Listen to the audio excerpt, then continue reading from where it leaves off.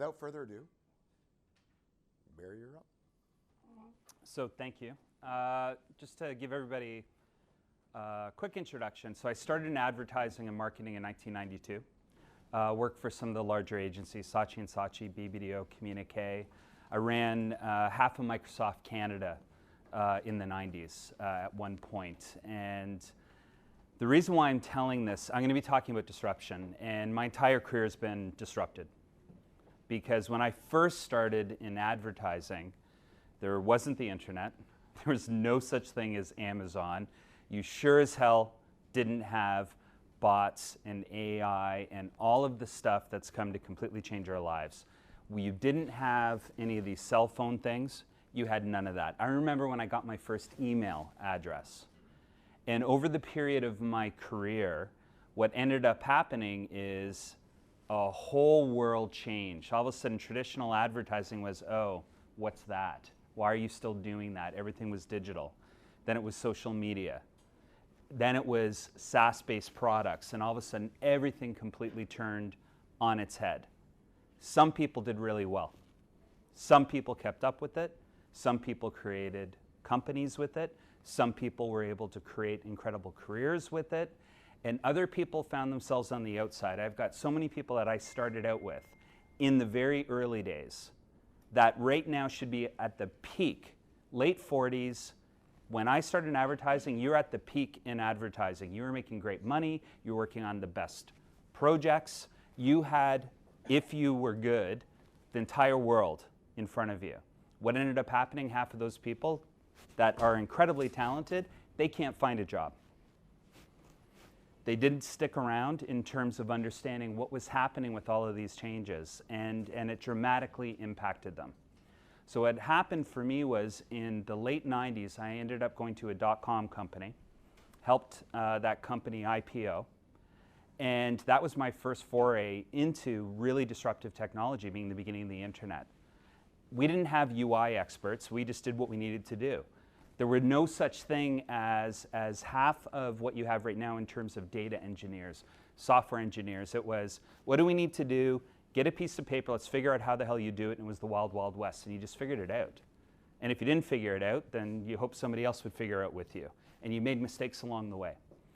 So we ended up IPOing the company, and in 2001, I started my first company, which is called Dashboard. It was a digital ad agency.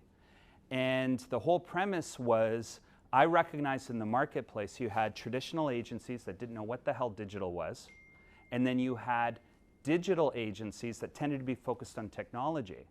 And they had a belief of bullshit baffles brains. I'm just going to confuse you with all of this stuff till you think you can't do it, and I'm going to protect my job. So I took more of an approach of, we're going to figure out how to utilize technology to strategically build a business. And that was the focus of Dashboard, how to connect with the brand, how to connect with the consumer, how to help build out, from a business standpoint, your goals, and do it in a way that was going to set you aside from the competition. So progressed and progressed. Then, wow, another disruption. What the fuck is this social media? What is this mobile thing? All this stuff was starting to hit. So you had to stay on top. And I'm thinking, in the early days, between 2001 and 2007, we were one of the top creative boutiques. We were listed as one of the top 5 flash development shops in Canada. That was before Steve Jobs killed it. Okay? So in that short window of time, think of how much had happened from all of a sudden websites to suddenly all of a sudden we've got apps and we've got all of these other things hitting. Facebook coming up, this coming up. Even the people that were at the forefront 7 years ago were falling behind, and you had all the segmentation. Then the market crash hit. And at the end of the market crash, one of the things that had happened early on, we did work for ING Direct, we did work for Unilever, we did work for Wrigley's, but 2001, one of my biggest early clients was the Ontario Toyota Dealers Association. And I ended up doing a lot of work with them. Then I did work with Toyota directly, and I loved it. I really, really enjoyed actually working within the automotive industry. After the market crash, Toyota said, we're not providing websites. They were using a company called Devlin. They provided the CMS, I see a nod, and they just said, we're out of it. So some dealers came to me. It was actually some of the key people that were on the board for the interior Toyota dealers, and they said, hey, you do all this web stuff. Can't you just build us a web system? I'm an entrepreneur. Yeah, of course I can. So we spent a year, and we organized, we put together our first content management system, first foray into being a SaaS company. Didn't know what SaaS was at the time. But essentially, you're building WordPress before WordPress existed.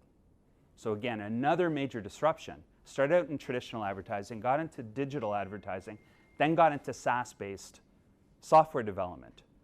Things progressed. All of a sudden, when I worked in the late 90s, and I put together the first integrated digital strategy for the Vancouver Canucks, get ready to hear the budget. $1.1 million. $1.1 million. Because back then, if you were to put together a traditional web page, you know, we were selling some of those for $75,000, $100,000. Things progressed, and then suddenly by around 2005, the average web budget that I had was between $100,000 and $250,000. Well, then Wix comes along, and all these other companies, WordPress comes along, major disruption. Why the hell am I going to pay you that when I can pick this up for like next to nothing? Became commoditized. So I needed to shift. So I started getting more into SaaS-based development, and that's then when I worked with Steve Sutherland, then we started to create Bumper. All these things started to progress. I ended up selling all of the companies in 2017, and I was trying to figure out what I wanted to do next, and I was reflecting on my own history. My history was one, not just disruption, but also recognizing that it's very hard to find the right people, find the right resources that you need to succeed. And you just always feel like you're kind of all alone. So what I ended up creating was a company that we're going to be launching actually in the next couple of months called Equo. It's a distributed marketplace set up for entrepreneurs and talent to access financial capital, human capital, and other resources.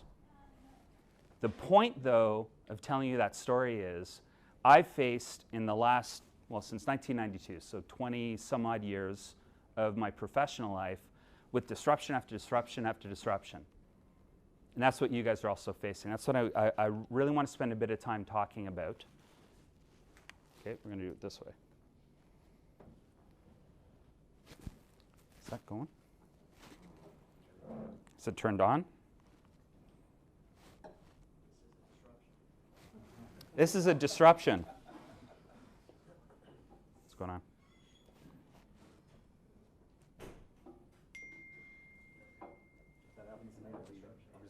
Yeah, you just take off. Yeah. This is live TV. Yes, this is live. Okay. Maybe end the show and then restart it. Sorry, guys. Talking about disruption.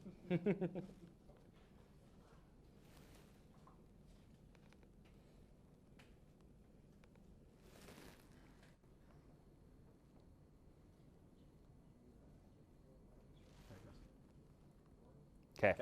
So in looking right now, I just want to do a quick shout out. What industries right now do you think are ripe for disruption? Just throw out. Automotive. Definitely.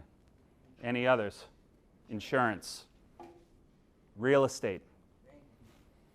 What is it about that you look at and you go, Jesus Christ, somebody's going to do that better?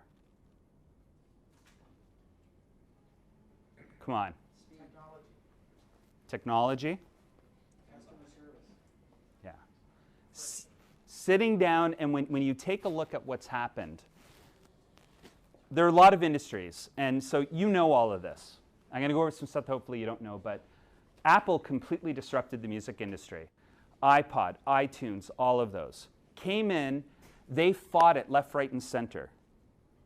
Left, right, and center. Do you remember the Metallica drummer talking about screw song sharing? He didn't win that puppy. You've got Uber. Okay. I'll tell you why I take Ubers and not taxis. They smell like shit. The drivers are rude. They're hard to get a hold of. They weren't paying attention to what the market needed. They weren't paying attention to technology. They weren't doing what they needed to do to keep me as a customer happy and satisfied. You've got Netflix. Blockbuster inspired Netflix. You guys all know the story. Netflix owners walked into Blockbuster, were pissed off that they had to pay a $10 late fee, said, fuck this, and they started Netflix. Then they had the chance to buy Netflix for $25 million, and Blockbuster couldn't see it. So they're gone. You've got Amazon right there. Right now, about 25 cents of every retail dollar is going to Amazon globally. That's crazy. Who saw that? How much did that get affected? Now, I haven't been involved. I'll tell you, I love automotive. I love my auto fam. I've been out of it for about a couple of years. I really, truly love the people. I hate the attitude because I just find it doesn't change. It's the same fucking conversation over and over and over again. It's the same people saying the same things, yet it doesn't change. When it's going to change is when somebody sidebars you. So what I wanted to do, for those of you who, Brent Weiss was my former business partner. Great guy. Really close. He tended to be more in the forefront than me because he's better looking and better spoken and all of that stuff. So I actually asked him, I showed him my presentation. He said, look, these guys are hearing about disruption all the time. Don't tell them about disruption. Help them figure out what to do with it. So that's what I'm going to try and spend a little bit of time on. So I'm going to start, though, with some facts to try and make you hopefully feel a little bit better. I'm a Battlestar Galactica fan, so for those of you who happen to be fans, you'll get this. This has happened before, it will happen again. But if I sit down and take a look and try not to block things here, since 2000, 52% of Fortune 500 companies are either bankrupt or they cease to exist. Yeah. Think that since 2000, that's insane. 55% of executives believe that their biggest future competition in the next 2 years is going to come from outside of the industry. 42 believe it's going to be new digital market entrants, but 13% are going to be non-digital. So it's not just digital. It's people actually thinking about different and innovative ways to change the processes and what's happening. And the one biggest issue that I'm going to keep emphasizing, go to things like Game Changer, because this is fabulous, but don't only go to the automotive events, because groupthink is settling in. And you want to be able to see what's coming in. So attending things like Collision that's coming up would be a great thing for you guys to grab some tickets for. Only 31% of executives are actively responding to industry disruption. So 70%, almost 70% of executives out there aren't even looking at what could be potentially disrupting their industry. 85% of the top execs believe their organizations promote collaboration internally, but only 41% of their employees agreed. And I'll share this, by the way. Anybody who wants it, I'll hand you the deck as well. 51% of employees are looking for a new job. And you guys have a harder time, and I know you guys have a harder time getting really good staff. So you're not competing with other dealers. You're competing with everybody else out there. We're going to talk a lot about that as well. 89% of companies expect to compete mostly on the basis of customer service versus 36% 4 years ago. So customer service, not your product, not anything else, that's really what's going to start to differentiate you. 94% of categories have had huge swings in brand loyalty ratings over the last year, with 57% they've had a change in loyalty. So I love Toyota. Started my automotive career working with Toyota. Great brand. Doesn't mean what it used to mean.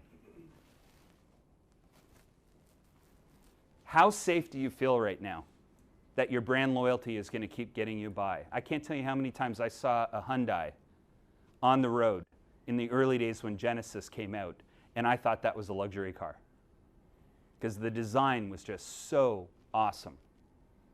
How safe do you feel in terms of the product that you're selling being a real differentiator anymore?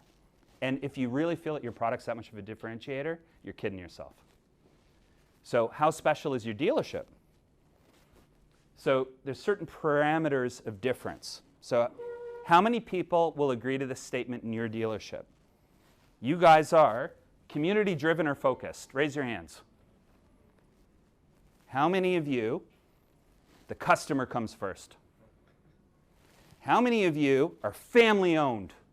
30 years, 25 years, oh my God, 4th generation, yeah. How many of you, it's our dedicated team. We got a dedicated team. How many of you, best trained technicians, you don't want to take to somebody who doesn't understand your car? Why would you do that? We got the best prices. Nobody, trust me, come to me, I'm going to make sure you get the best price. Oh, and by the way, no haggling. You don't need to haggle for it. We're going to give you the best price. We're honest. We're really honest. Those guys, they're not honest. We're honest. We're committed. We're committed. We're committed to you. We're committed to this relationship. We're committed to having you over the long haul. We're committed. Satisfaction guaranteed. How familiar does that sound? Because you all say the same thing. You do. There's nothing that separates you, and you're going to lose your best employee to the dealership down the road, or you're going to lose your best employee who's gone on into another industry. Okay, so what are we going to do about it? So I want to start to look at what's been happening. It's been a big evolution. It's going to continue to change. The next 5 years, if you think the last 30 were crazy, and I lived through those, the next 5 are going to be even crazier. I spent my last 2 years talking with companies that are building incredible technology right now, focused on machine learning, AI, blockchain, all of these things. What's coming down the pipe that you're going to be seeing literally within the next year and the next 5 years is going to blow your socks off. The old order in the 1980s, it was high prices and a very limited number of choices. Really, the brand dominate. The brand was able to dominate. They were able to control the media. They were able to control the retail shelf. They were able to control the customer experience. 1990 to 2010, huge transformation. You had not only the internet coming in, but you had the Walmart effect. This is, remember Walmart? They were the big guys before Amazon. So they come in, and you've got all of the money is now leaving all the local markets. You have the decimation of the downtown core, and everybody thinks, oh, that's it. Then all of a sudden you hit stagnation, 2010 to 2015. Big businesses are cutting costs. Local businesses are trying to figure out what they're going to do. Everybody's trying to figure out online. Then it started to come together. Since 2015, think about how you now order. You have condos right now that they've got refrigerators in their front area because you have millennials who order their food online. It gets delivered to their condo. They Uber back and forth to work. They've figured out Amazon. They need to replace the light bulb. It's done. They get it delivered that day or the next day. A complete transformation. Everything just started to come together. And all of a sudden, there's all of these. I'm not going to go paid to Gillette. I'm going to get a Harry's subscription. Totally changed. The CPG markets, they're trying to figure it all out right now because people don't want to eat shitty food. They don't want to eat the big brand stuff. They want artisanal, right? Remember when that wasn't a word? Now you've got what's coming up. 2020 and onward. Big businesses can't react fast enough. You've got a situation where you've got more flexibility, market intelligence, a lot of data. You've got customization and technology that's allowing people to understand exactly what it is that they need, how to get it, and you've got an entire system that's set up on personalizing that experience. Now what's coming up? We're going to be seeing tech-savvy small businesses, which you're already starting to see. Micro brands that operate as well as what big brands used to do. They can move faster, they can think faster, they have real...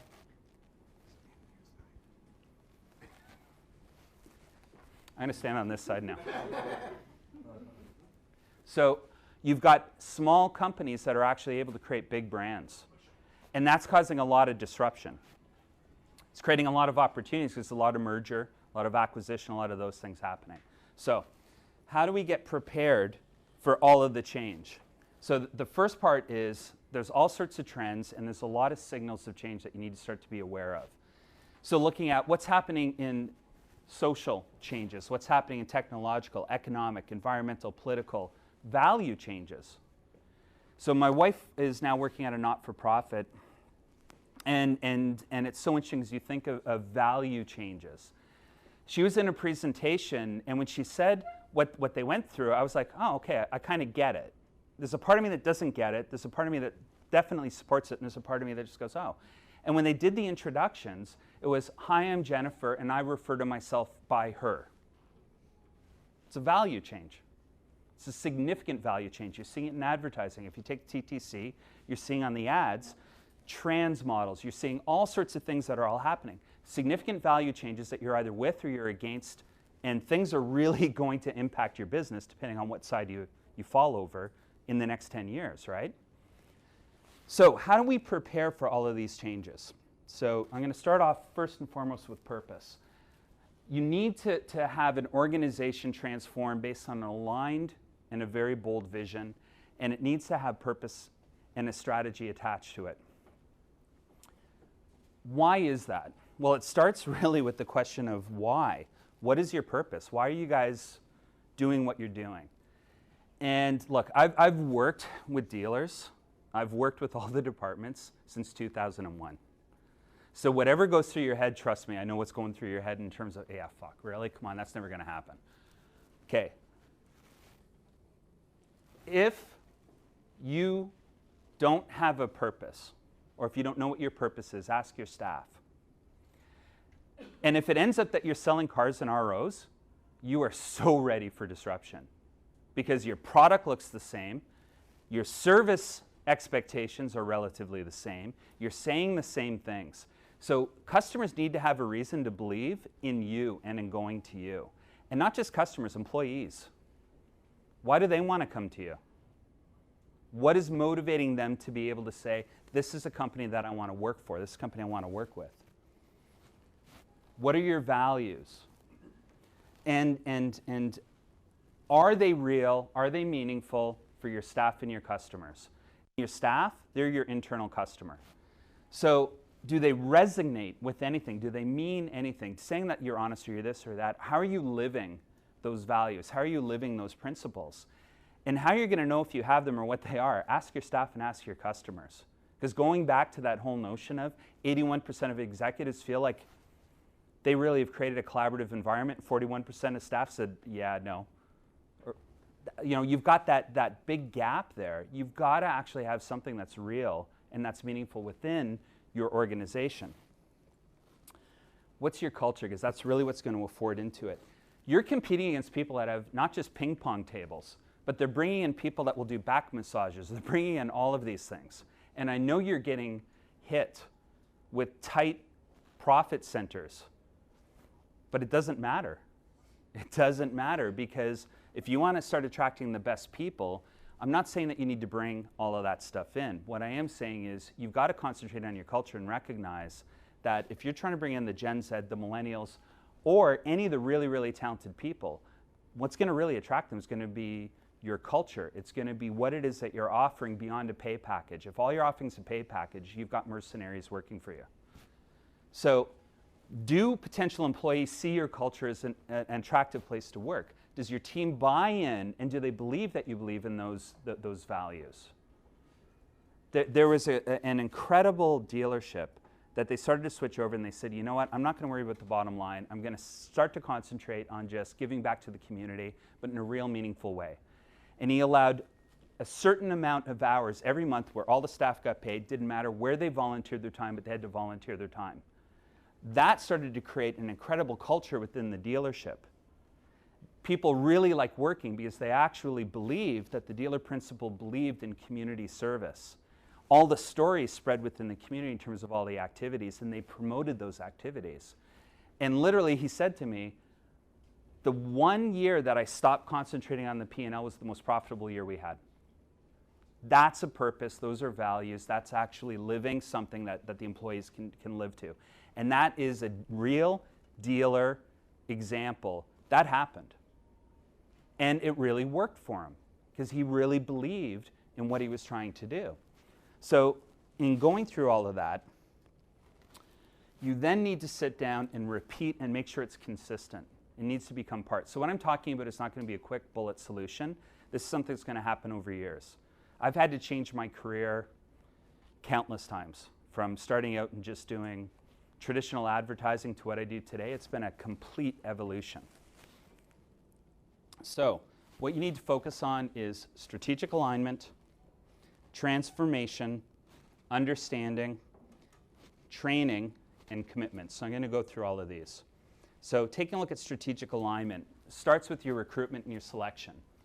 So there's a whole interview process. So design and interview your questions and assessments to really understand if the candidates are aligned with your roles, especially given the fact that those core values and bringing those people on, the types of questions you ask are going to be reaffirming for them that, okay, this is a company that I can kind of work with.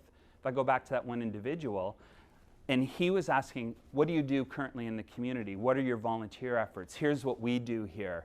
Here's how we use our time. It's not just an interview, it's actually much more of a conversation that's establishing and making sure that there is an extension of those values that is starting from day one. And rate the person in terms of their perceived alignment with each core value. And then if they fit in, then now you've got something that you can start to build with. Hiring them, though, is just the first step. How many of you actually have an orientation package? Okay, some. So when some people come in, there's a real orientation, it feels real. You're welcoming them into your team. You're allowing them to be able to step in from the first day with the feeling of this is the right decision that I made. Because the first day is nervousness, but it's also that day where you go, shit, should I have said yes? Is this the right company? You're really affirming they made the right choice. And that's establishing that you really do live by those values. So being able to start to go through that, that's pretty key. Then going through that is that notion of storytelling. So there's lots of stories here where, and I'll give an example of the legendary story that this dealership used. There was a couple that bought a minivan. And I can't remember if it's the mother or the father who had gone into hospital down in Florida. So they flew down. They're supposed to take possession of the vehicle. They were like, you know what? They're going through a really hard time. They just bought this minivan. One of the staff got in the minivan and actually drove it down to Florida for them. That became a legendary story that they retell. Because that's now saying this is how far we'll go. We had empathy in terms of what was happening in that customer's lives. And we want to make a difference. We want to say, you're part of our family. You're going through a hard time. So that's what they did. So mixing the legendary stories that really help show the values and the philosophy, and then cultivating that further in day-to-day stories that are reaffirming what it is that you stand for. Being able to also take a look at performance appraisals and handbooks. So sitting down and having a system that's actually written down and it's organized, connected to what it is that you're doing, that everybody has access to. And what you can do is you can actually organize it not in a traditional HR manual, not here's how many days off you have.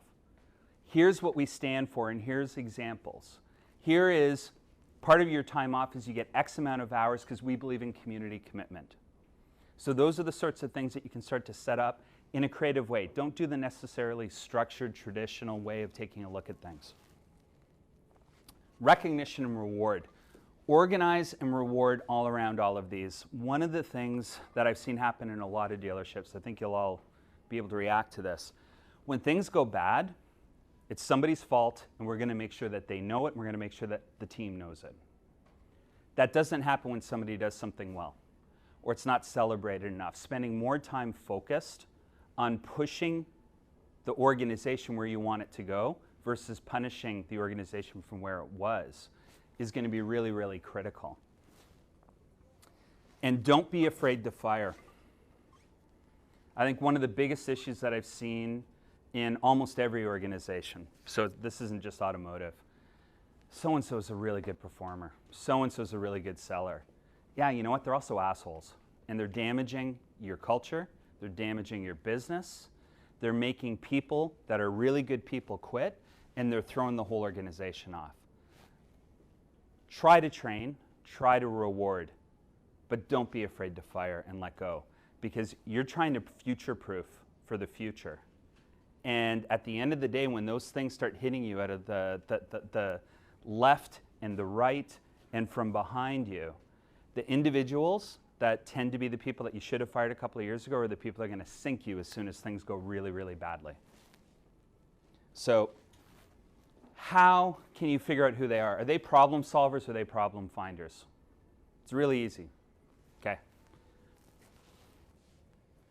Do they like to be the devil's advocate, or can their minds be changed? One of the questions that I ask a lot when I'm meeting somebody, tell me the last time you changed your mind. Because people that don't have a time where they've actually changed their mind, it's starting to demonstrate that that's going to be a bit of an issue, or they need to learn how to change their mind. Because if you aren't able to change your mind, you just keep doing the same things the same way, and that's not a good place to be. Do they have their way of doing things, or can they adapt to a team approach? Do they have all the information to go through, or do they let other people assume authority?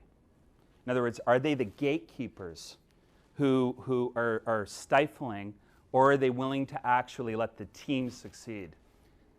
Are they a dictator, or are they a mentor? I'm going to go through some of these pretty quickly here. So having a well-defined transformation and innovation strategy, I think, starts with an innovation team. Who in your organization has the time and the responsibility to take a look at the trends and the new technologies that are coming in, to actually assess it? I know you're going to say that we don't have time. Make time, because those things, they're going to hit you. If you don't know what's coming up with AI, with chatbots, with all of these things, blockchain, you're going to be finding out. So at least be informed about what's happening. Sit down and investigate outside of the industry, not just the same car and auto events. I've got a condensed period of time, so I'm going to go through these quickly. Make sure that that team's sharing it with your management. That's really important. Assess that quarterly, and then present to the entire audience, like your entire team, the entire dealership, maybe twice a year, so that they're also starting to come in. We used to do at my old agency, we had Shit I Found Thursdays. We'd bring in pizza, and everybody would go and they'd say, what's really cool stuff that's out there, and they'd present it to the entire group. So everybody in the agency had to do that once. So basically, by the time that we went through the whole year, everybody had presented to the whole group. But it was a nice way to bring that new innovation and what was happening out there. My takeaway, what was that again? Shit I Found Thursdays. Yeah, with pizza and beer. Review it. Look at the weak links in the team, the structure, and the process likely to be disrupted. So assess everything. Is it helping or is it hurting? And is it taking you in the direction to future-proof your business, or will it take you into a place where it could be the demise of your business? And then make some hard calls. Start to plan. Incorporate technologies and new processes and new people into it. Everything isn't about a new technology, but being able to incorporate the right people with the right training and the right technologies is going to be key. And then test. Everything should be based on KPIs. What's the impact, the challenges and barriers? What's the expectations versus the implementation and the results? Did the technology improve things or not? And then understand what was happening. So in the technology, one of the things is I like people to look at technology as they would their staff. Actually do a review. What's the performance report? What's their role? How are they doing? Are they failing, meeting, or exceeding expectations? Are they supported properly? Is training required? Have they been onboarded? And have they kept up with changes that are affecting the ecosystem? So review each of your technology exactly the same way as though you were doing a staff review. KPIs. Numbers don't lie. And what you believe is happening is usually wrong, including, like, I can't tell you half the times I was wrong. What are the key performance indicators for the technology, people, and innovations? And based on that, keep monitoring them. See where people are slipping, where are people growing, agree to what they are, and maintain them. Because numbers make sure that you've got an even platform that removes emotion. And from a team, does the ownership support transformation and innovation? Because root rot begins at the top. If they don't buy into it, it doesn't matter. Your employees are going to quit. I'm not going to tell you otherwise. They're going to keep doing what they're doing till it implodes, till they sell it, become the real estate play, or they just turn into a shitty thing and they're just going to ride it out. but the good people are not going to stay. Do the departments support transformation and innovation, or are they siloed? And does the overall infrastructure allow for these things to happen? You got to just assess it, take a look at it, and look at it realistically about how can you change that. And a lot of that is all going to be based on how do you improve the experiences for your staff and for your customer. Sitting down on training, I'll go through real fast here. Look outside the industry. Integrate creativity and innovation to the everyday work. That's going to be really important. So if you thought that your team can't respond to this, you're part of the problem. If you don't think that you can integrate new creative ways and innovative ways of looking at your business, you got to think again, because inherently we're all creative individuals. We really are. So that can change. So look for a mentor or a coach. If you don't know how to do it, go out there and find people. There's tons of meetup groups. There's tons of things that are happening, especially in Toronto Waterloo, that you can actually really get a sense of how much is happening technologically and from an innovation standpoint in this region.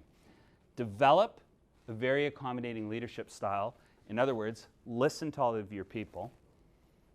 Don't look down on the subordinates, because again, 51% of people are looking for a job.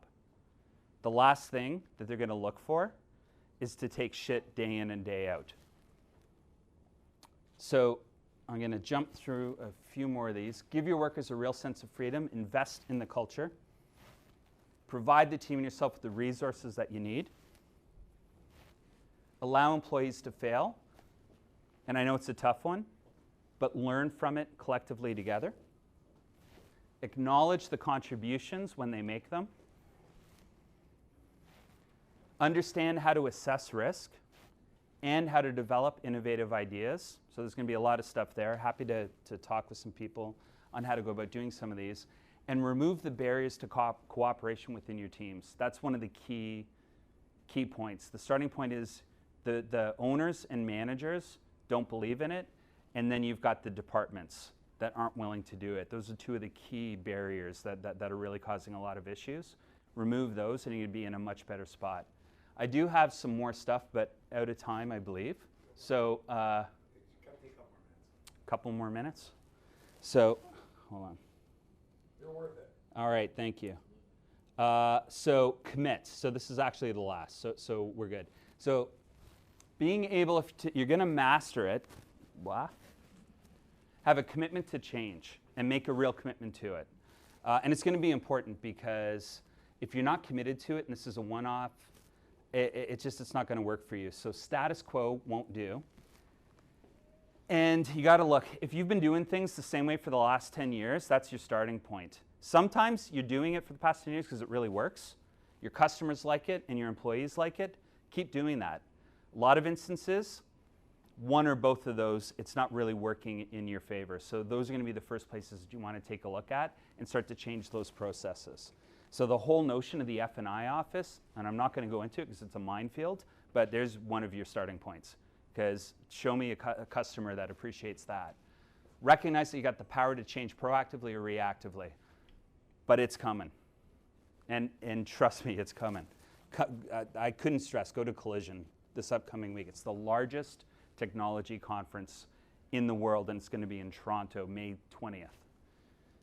It's not a sprint, it's a marathon, so commit to the long term and ongoing change. Reevaluate people, systems, processes, and technologies on an ongoing basis. Because some are going to work really well until they stop working really well. And that's when you got to just assess how to get that change there. Change people, systems, and processes when you need them and as often as you need to. Establish measurements for your customers and your staff so that they can review what you're doing, you can see improvement. So basic surveys, there's tons of things that you can do, and lots of really easy technologies out there that are free that you can start to set that all up. And then be okay if you relapse, because this is hard, but failing is part of what makes this whole innovation process happen. So if things don't work out, just don't give up, just try again. So that's it.